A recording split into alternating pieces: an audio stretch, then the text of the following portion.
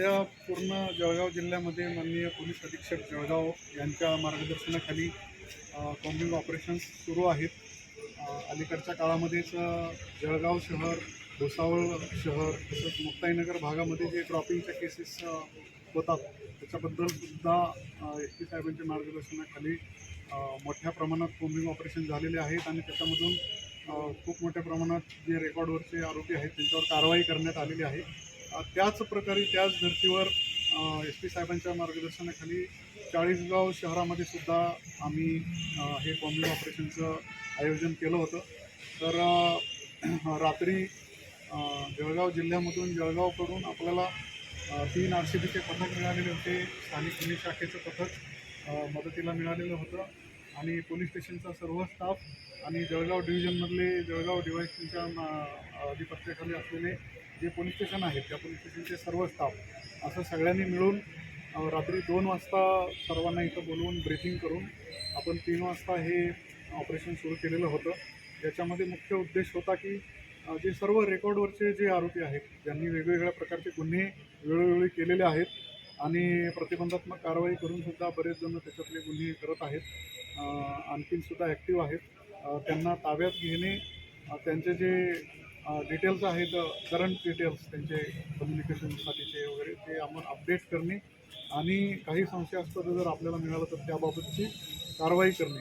अशा प्रकारे आम्ही 6 पथकं तयार करून पूर्ण चाळीसगाव शहरामध्ये वेगवेगळ्या ठिकाणी पाठवून सकाळी 7 वाजेपर्यंत ही कारवाई चाललेली आहे आणि त्याच्यामध्ये सदर कारवाईमध्ये जवळजवळ 80 रेकॉर्डवरचे आरोपी आपण चेक केलेले आहेत.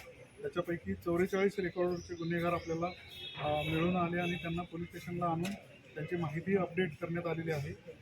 हे कारवाई करत असताना एक घातक हत्यार आपल्याला मिळालेले आहेत. त्याच्यामुळं एक आरमॅक्सची 425 सदराखाली एक गुन्हा दाखल करण्यात आलेला आहे.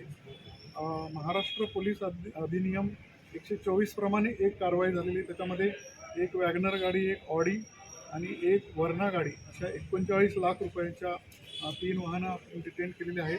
त्याच्यामध्ये मोडस अशी होती की सदर गाड्या ह्या भाड्याने चालवण्यासाठी म्हणून घेतल्या जात होत्या आणि कुणाकडून उधारी पैसे घेऊन त्यांना त्या वापरायला दिल्या जात होत्या आणि ज्यांच्याकडून भाड्याने घेतलेली आहे गाडी त्यांना भाडे पण द्यायचे नाही आणि त्यांना पैसे गाडी पण परत द्यायची नाही. अशा प्रकारची ही मोडस आहे. ह्याच्यामध्ये आपण 3 गाड्या ताब्यात घेतल्या. नॉन बेलेबल वॉरंट 2 बजावलेले आहेत, एक रिकव्हरी वॉरंट बजावलेलं आहे आणि 5 वॉरंट रद्दबाबतची कारवाई करण्यात आलेली आहे. आपण पहाटे याच कारवाई दरम्यान 3 रेड करण्यात आलेले आहेत आतभट्टीच्या. त्याच्यात 60 लिटर आतभट्टीची दारू जप्त करून 1000 लिटर रसायन तिथं नष्ट करण्यात आलेलं आहे आणि 3 समन्सची बजावणी करण्यात आलेली आहे. अशा प्रकारे ही कारवाई चाळीसगावमध्ये मोठ्या प्रमाणात घेण्यात आलेली आहे. आगामी काळामध्ये येणारे सण उत्सव तसंच चाळीसगावच्या नागरिकांना सुरक्षित वाटावं याच्यासाठी ही कारवाई घेण्याचा मुख्य उद्देश आहे.